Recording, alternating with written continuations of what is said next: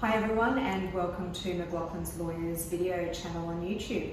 Today I have Joelene Nel with me. Joelene is an Associate Director, and today we're going to be talking about Jolene's latest blog, which is 5 things that we need to know about binding financial agreements. So Joelene, just explain to us a little bit about what is a binding financial agreement. Thanks, Sophie. So when parties separate and they have to sort out their property matters and spousal maintenance, there's 2 ways of doing that. One is through court orders and the other is through a financial agreement. And so that's really what I wanted to have a chat to you about. Okay, so what are the 5 things we need to know?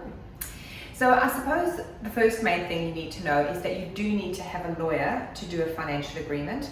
Unlike court orders where parties can be self-represented, lawyers need to give certain advice and sign off as part of the agreement. Because when it goes through court with a consent order, you've actually got a registrar looking over it. That's and making right. sure it's just and equitable, whereas this doesn't go to court. So, that's right. Yeah. And that's the exact reason, that to safeguard that and to make sure parties are getting an agreement that's fair or just and equitable, that each party has their own lawyer to look over their entitlements and their rights. The other thing you need to know is the length of time that it can take. Sometimes people think that agreements can be completed quicker than court documents because you don't have that weight of it going to court, and that can be the case, but really the agreement is only going to be prepared as quickly as the parties can work and as quickly as the lawyer can work. So you do have slightly more control over that process happening.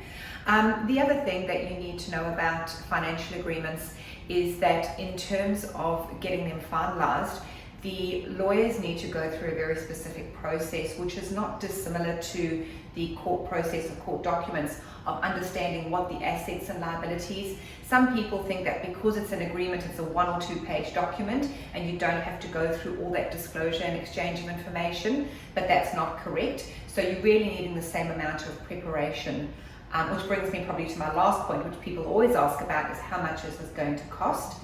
And it can be that these documents cost more than court documents to prepare because they are quite technical and because both sides have to have lawyers. So it might be as cheap as a few $1,000s, but for more complicated matters, they could go well over to $10,000. Yes, because quite often parties come to us and say they want a financial agreement, but they might not have actually reached the agreement. So there's going to be some negotiations.